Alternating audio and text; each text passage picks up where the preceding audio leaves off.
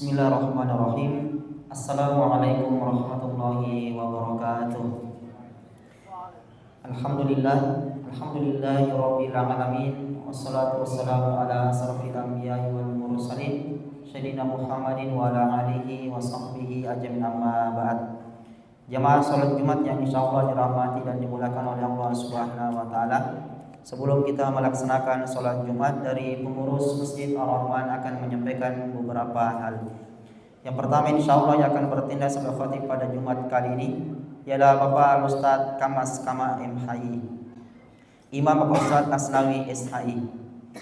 Selanjutnya laporan keuangan Masjid Ar-Rahman, saldo kas Jumat lalu sebesar Rp8.207.494. Penerimaan isi kotak infak Jumat lalu sebesar Rp2.620.000. Isi kotak infak harian sebesar Rp1.554.000. Terima sumbangan dari hamba Allah sebesar Rp50.000. Adapun pengeluaran rutin sebesar Rp500.000, taklim rutin sebesar Rp400.000, buka puasa Senin dan Kamis sebesar Rp150.000, laundry kain putih sebesar Rp104.000, snack taklim sebesar Rp200.000, snack pembacaan Al-Kahfi di malam Jumat sebesar Rp150.000, dan honor untuk bulan Desember sebesar Rp10.250.000. Sehingga sisa saldo kas hingga hari ini sebesar Rp677.494. Demikian dari Bapak Bendahara. Penyampaian selanjutnya kepada jamaah yang memiliki alat komunikasi berupa handphone agar segera dinonaktifkan selama acara Jumat berlangsung, dan juga kepada anak-anak yang berada di lantai 2 agar tetap menjaga keamanan dan ketertiban selama acara Jumat dimulai. Dan juga kembali kami sampaikan kepada jamaah yang masih berada di saf-saf belakang agar mengisi terlebih dahulu saf-saf yang masih kosong di depannya demi memudahkan jamaah yang baru datang. Kemudian yang terakhir, diundang kepada seluruh jamaah Masjid Ar-Rahman untuk menghadiri pengajian akhir tahun yang insyaallah akan dilaksanakan pada hari Ahad 29 Desember 2024 di masjid kita ini setelah sholat asar. Jadi kita sholat asar berjamaah di masjid kita. Adapun insyaallah yang akan menyampaikan taujihat atau yang akan menyampaikan berceramah pada pengajian akhir tahun ini adalah Ustaz Kiai Haji Muhammad Said Abdul Samad LC.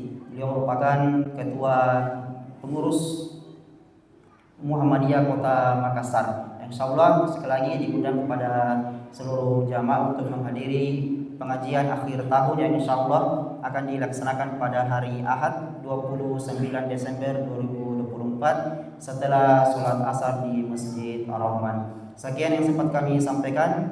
Atas kehadiran dan partisipasinya ucapkan terima kasih. Assalamualaikum warahmatullahi wabarakatuh. Dan kepada Pak Ustadz kami persilakan.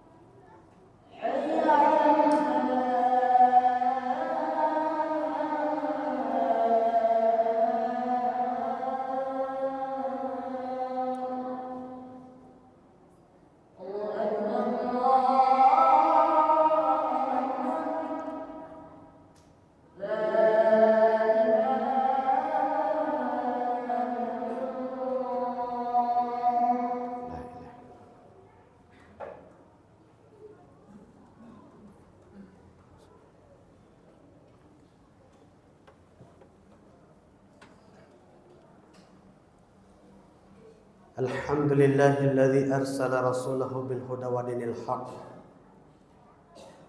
liyuzhirahu 'ala dini kullihi wa kafa billahi shahida. Asyhadu an la ilaha illallah wahdahu la syarika lah. La ilaha illa huwal malikul haqqul mubin iyyahu na'budu wa iyyahu nasta'in.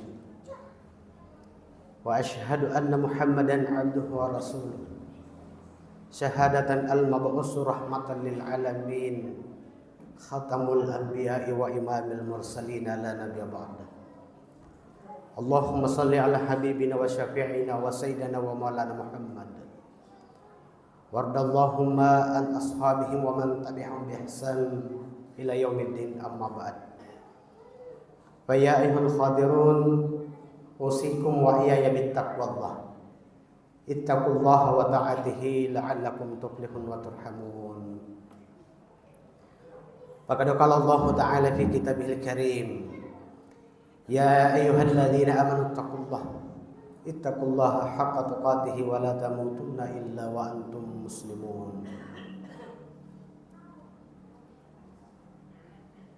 Puji syukur kita panjatkan kehadirat Allah Subhanahu wa taala atas segala limpahan rahmat, nikmat dan karunia-Nya kepada kita.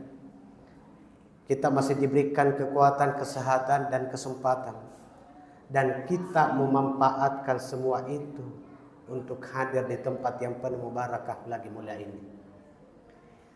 Kehadiran kita mengindikasikan adanya iman di dalam hati kita, Pak.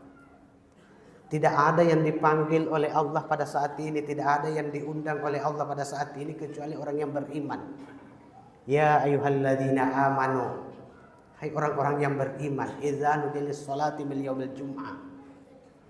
Jadi hanya orang-orang yang beriman yang dipanggil, bukan yang sehat, bukan yang kuat. Makanya sesibuk apapun kita, segenting apapun aktivitas kita, pasti kita hadir memenuhi panggilan Allah. Kenapa? Karena ada iman di dalam hati. Salam dan taslim tak lupa pula kita haturkan kepada Nabi Muhammad SAW.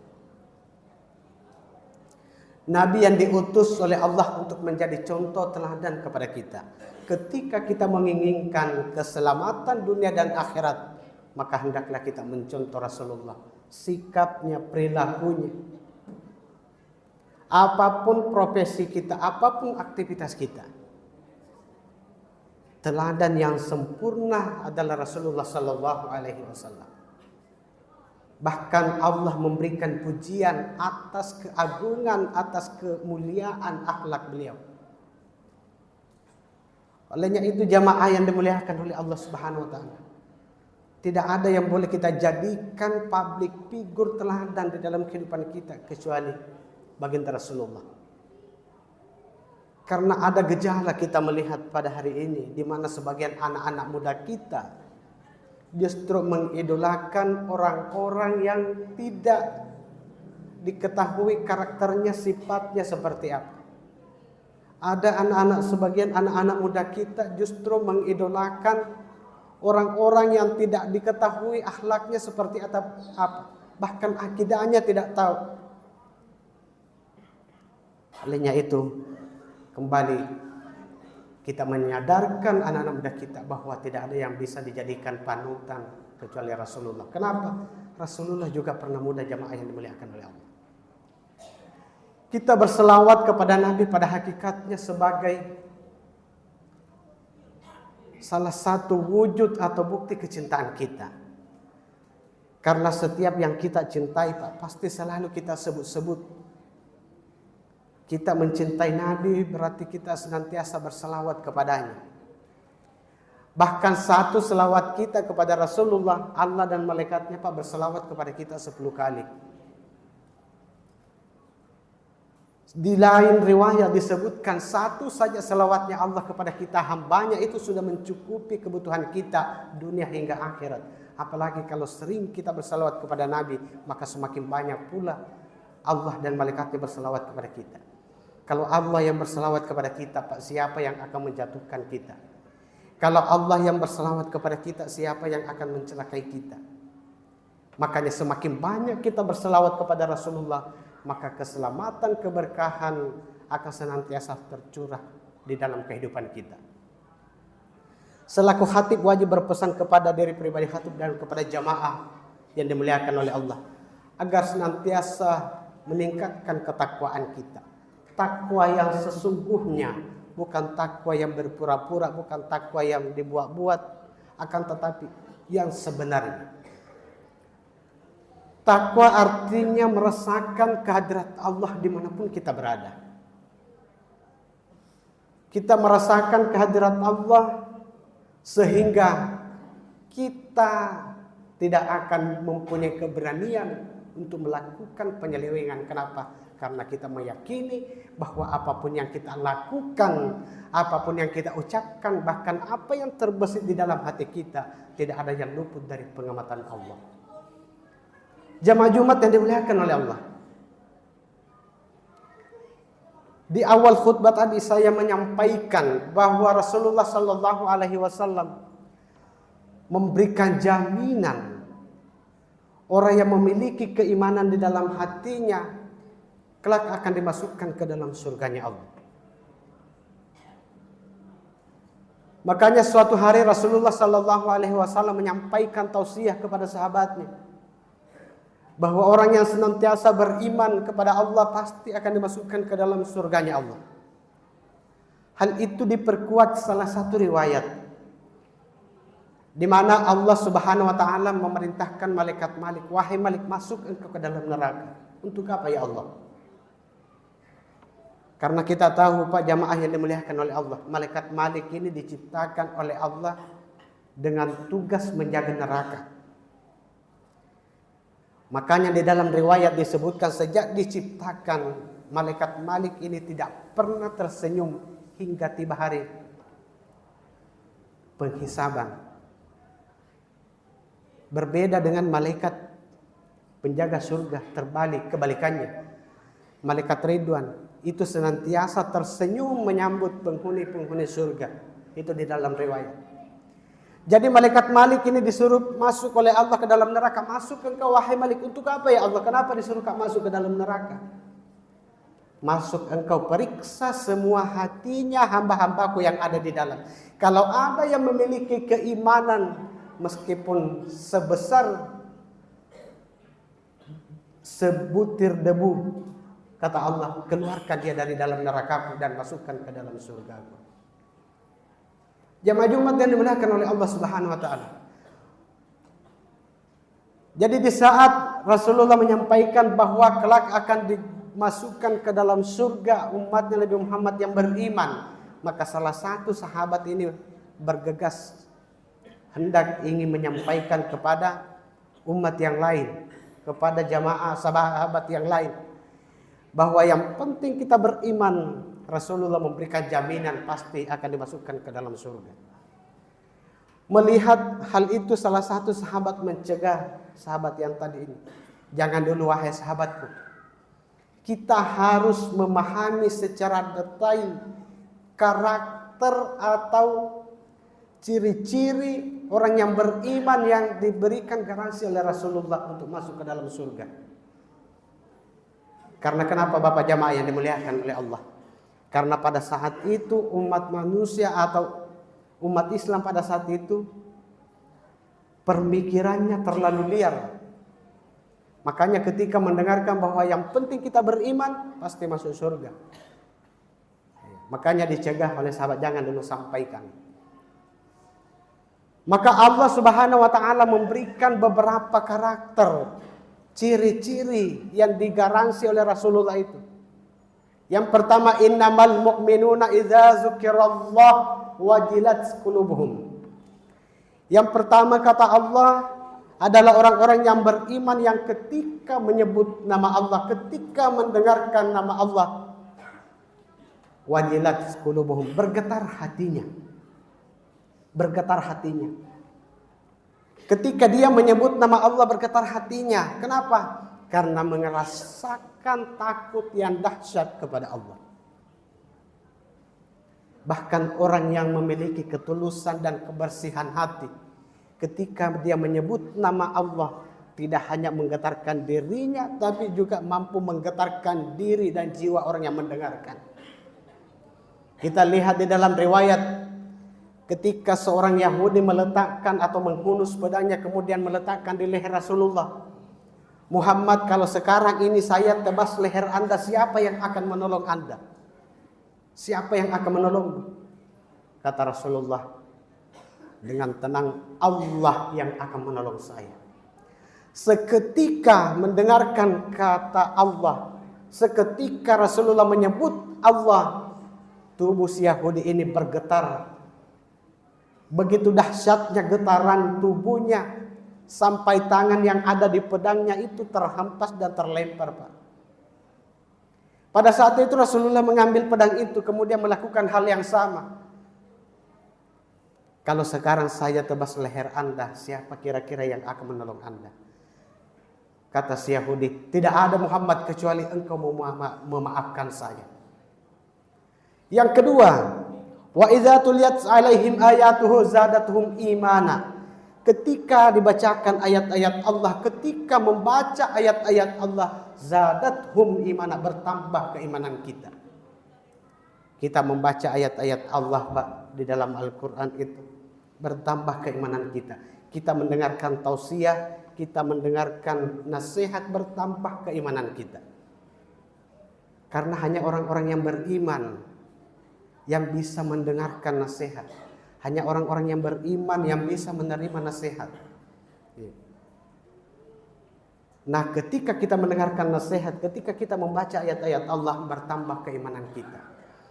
Bahkan segala sesuatu yang nampak di permukaan bumi ini, Pak, adalah ayat-ayat Allah. Ini ayat Allah yang tersirat. Bahkan kita melihat gedung yang bertingkat-tingkat, itu juga ayat-ayat Allah. Kita melihat manusia mampu membangun hotel berpuluhan lantai, tapi tidak ada seorang pun yang mampu menciptakan sebutir pasir. Tidak ada seorang pun yang mampu menciptakan setetes air. Maka bertambahlah keimanan kita. Yang ketiga, wa ala rabbihim yatawakkalun. Hanya kepada Allah senantiasa berserah diri. Hanya kepada Allah kita bersandar, Pak. Hanya kepada Allah kita berharap, menyandarkan segala harapan kita.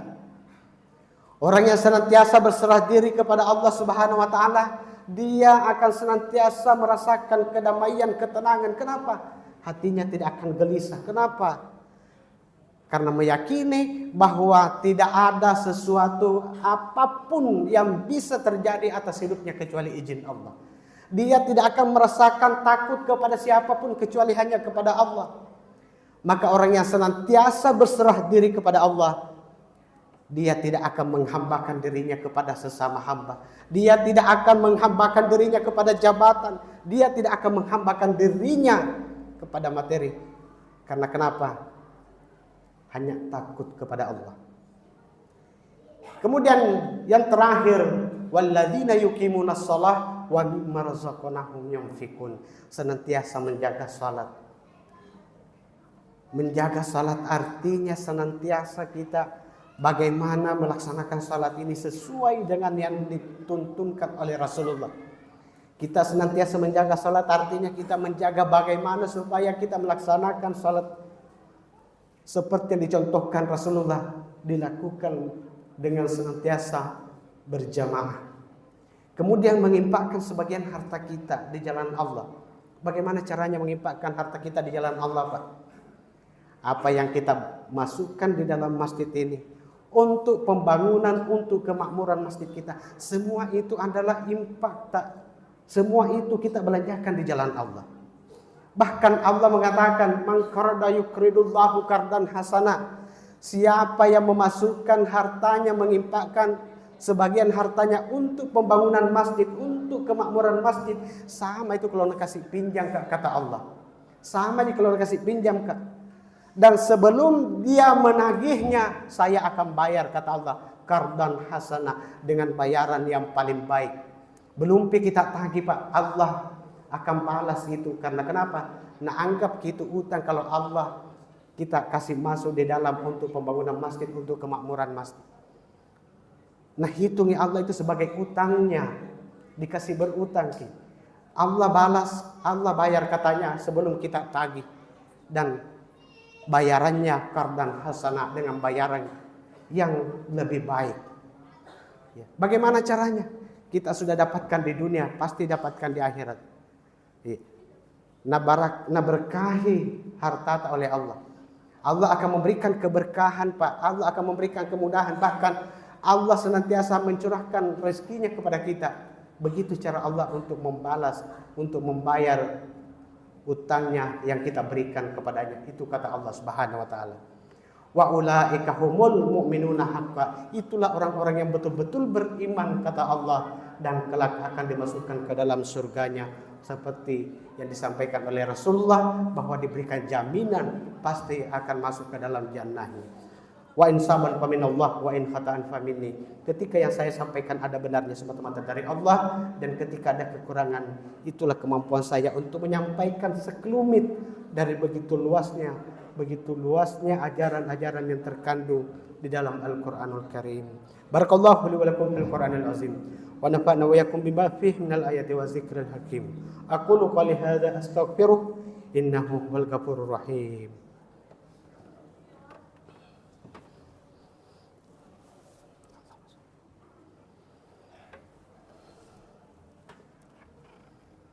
Alhamdulillahilladzi arsala rasulahu bil huda wa dinil haq liyuzhirahu 'ala dini kullihi wa kafa billahi shahida.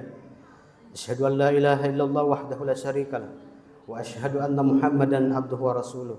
Allahumma shalli 'ala habibina wa syafi'ina wa sayyidina wa maulana Muhammad wardallahumma an ashabihi wa man tabi'ahum bi ihsan ila yaumiddin, amma ba'd. Fa ya ayyuhal qadirun usikum wa iyaya bittaqwallah ittaqullaha wa ta'atihi la'allakum tuflihun wa turhamun. Faqad qala Allah ta'ala fi kitabil karim, innallaha wa malaikatahu yusalluna 'alan nabi ya ayyuhalladzina amanu sallu 'alaihi wa sallimu taslima.